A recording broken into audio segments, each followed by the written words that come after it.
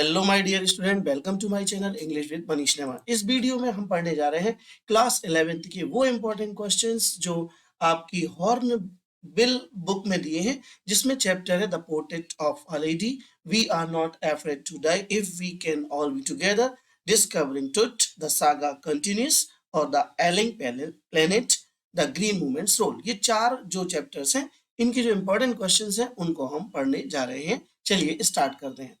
पहला क्वेश्चन आपका, जो आपका answer the following questions in about 30 words 2/5।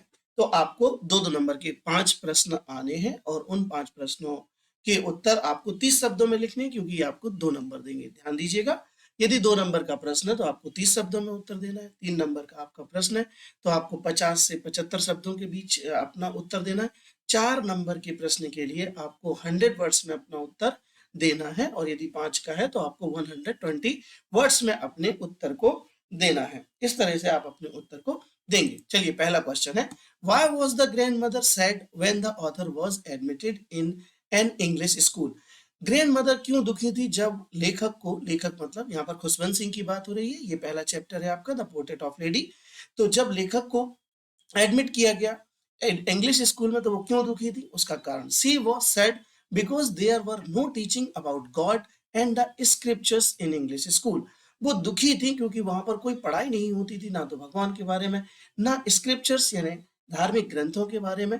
There music were taught but grandmother did not like it. वहां पर music तो पढ़ाया जाता था, ठीक, but grandmother did not like it, परंतु दादी माँ को म्यूजिक बिल्कुल भी पसंद नहीं था। Question number 2, when was the link of the friendship between the author and his grandmother snapped। तो जो लिंक थी ऑथर और ग्रैंडमदर के बीच फ्रेंडशिप की, वो कैसे छूट गई, स्लिप हो गई, स्नैप्ड हो गई। The link was snapped when the author went to university. तो यह लिंक स्नैप्ड हो गई जब ऑथर यूनिवर्सिटी में पढ़ने के लिए गया and begin to live in the city with his parents, और रहने लगा अपने माता पिता के साथ शहर में। Question number 3, what did the grandmother do when the author returned from abroad after 5 years।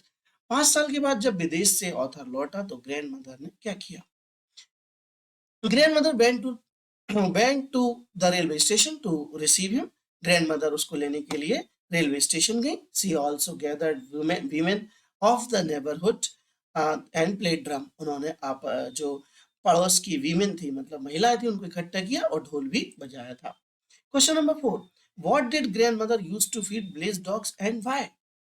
तो the grand mother would throw stale chapatis, बासी रोटियां खिलाती थी, फेंकती थी, खाते थे dog, to them because she enjoyed it, उन्हें बहुत इसमें एंजॉय होता, अच्छा लगता था। She love the animals so much, और वो जानवरों से बहुत ही प्यार करती थी। Question number 5, why did grand mother carry stale chapatis with her.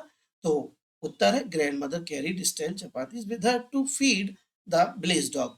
तो कुत्ते थे जो गांव के, उनको खिलाने के लिए दादी माँ अपने साथ बासी रोटियां ले जाती थी। स्टाइल चपाती इसका मतलब बासी रोटियां। आप जल्दी से इसका स्क्रीनशॉट ले लीजिए और अपने पढ़ने के लिए भी इसे रख लीजिए। आपको इंपॉर्टेंट क्वेश्चन बहुत सरल शब्दों में और इतने ही शब्दों में आपको अपना उत्तर लिख देना है। क्वेश्चन नंबर 6 आता है, why was the grandmother upset with the author when he joined music classes.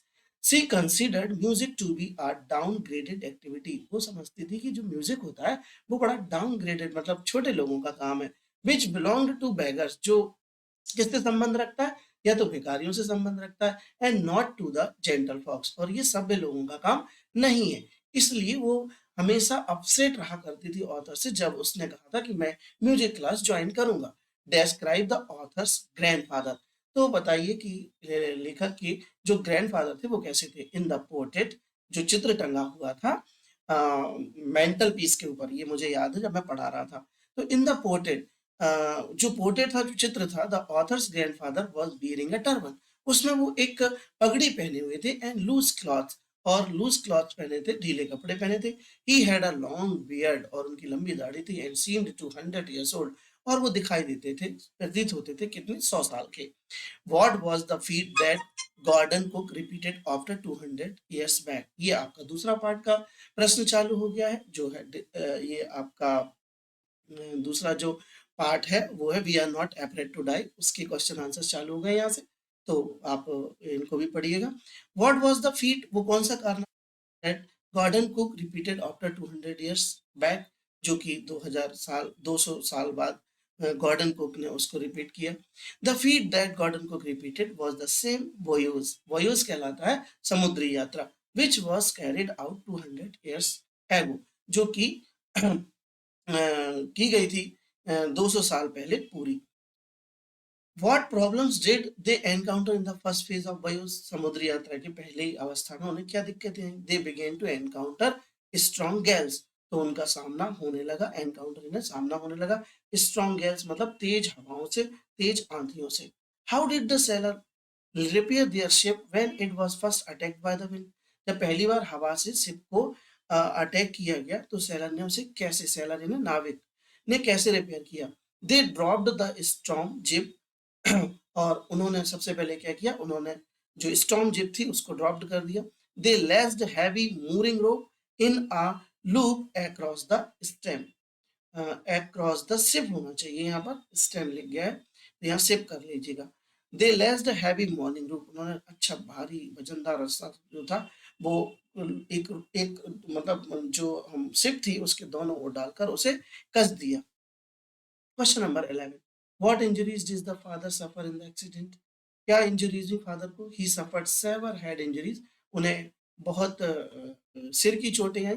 Left leg below knee is completely crushed, और जो उनका लेफ्ट लोग था और उनकी जो बिलो नी थी, घुटना था, completely crushed and also got injured in collar bones, और उनको कॉलर बोन में भी चोट आई थी।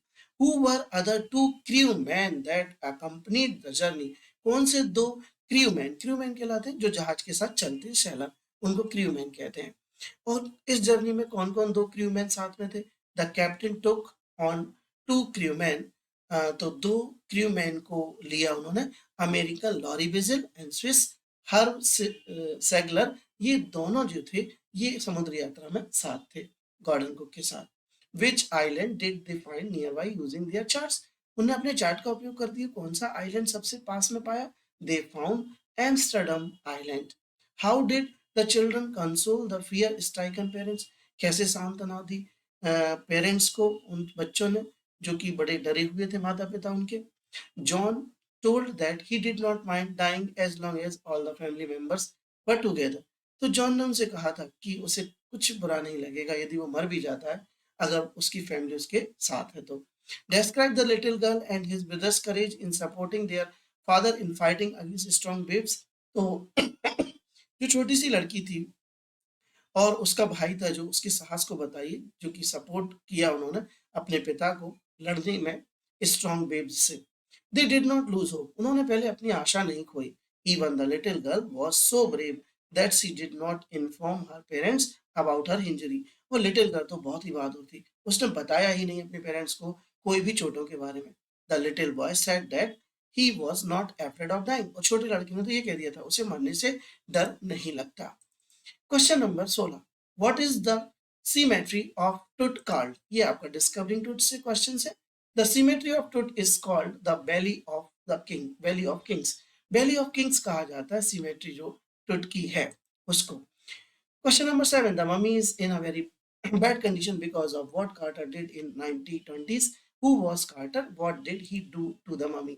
Howard Carter was a British archaeologist. He discovered Toots tomb in 1922.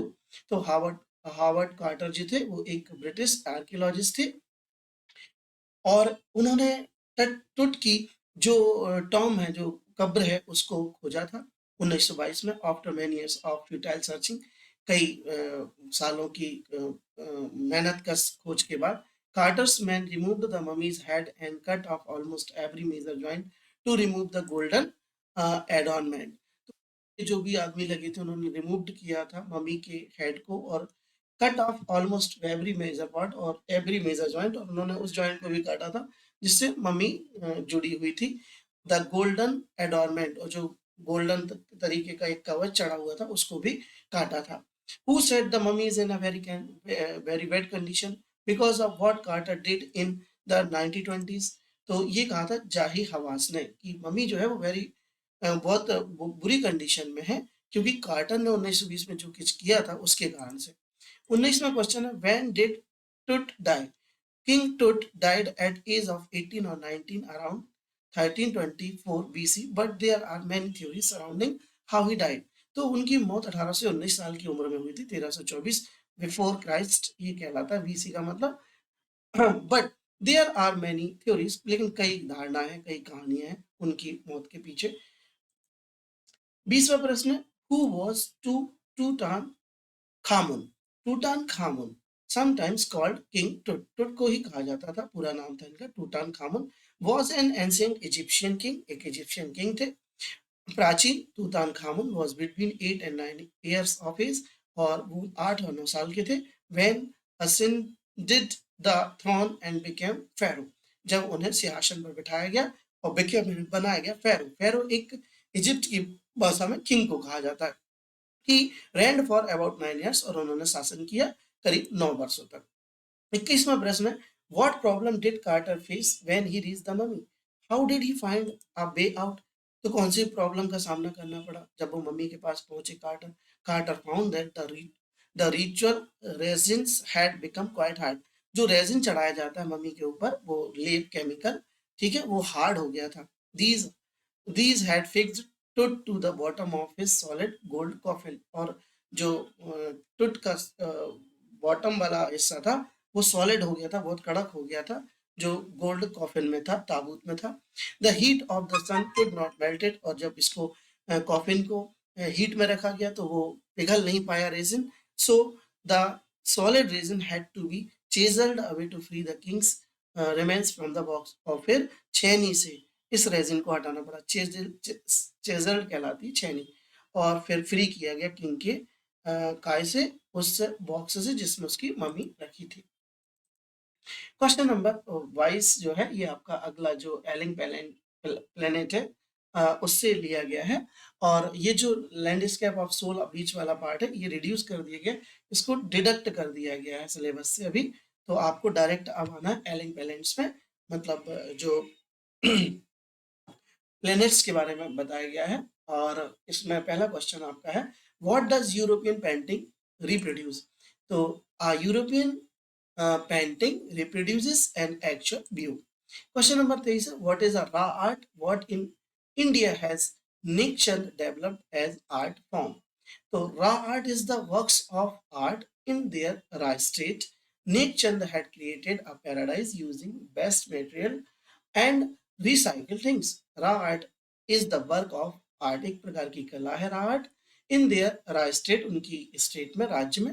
Nek Chand had created, और नेकचंद ने क्रिएटेड किया था अ पैराडाइज, यानी एक पैराडाइज यानी स्वर्ग कहलाता है, यूजिंग वेस्ट मटेरियल, और जो व्यर्थ पदार्थ होते हैं, मटेरियल होता है, उससे उसका उपयोग करके उन्होंने एक पैराडाइज बनाया था। एंड रिसाइकल थिंग्स, और बेकार की चीजों का उपयोग करके पैराडाइज का निर्माण किया था। When did the concept of sustainable development was popularised?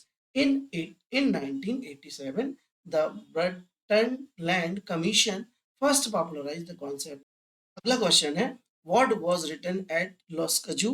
तो in a zoo at Lusaka Zambia there is a cage where the notice reads, वहां पर एक पिंजरा था जहां पर एक नोटिस लगा हुआ था, the world's most dangerous animal, the world most dangerous animal, यानी जो दुनिया है वो दुनिया का सबसे खतरनाक जानवर, तो ये लिखा हुआ था वहां पर। 26वां क्वेश्चन है, what are the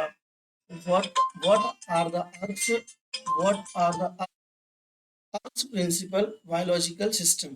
So the earth has four principal biological system. These are fisheries, forests, grasslands and crop croplands. 27वां प्रश्न, what is article 48A?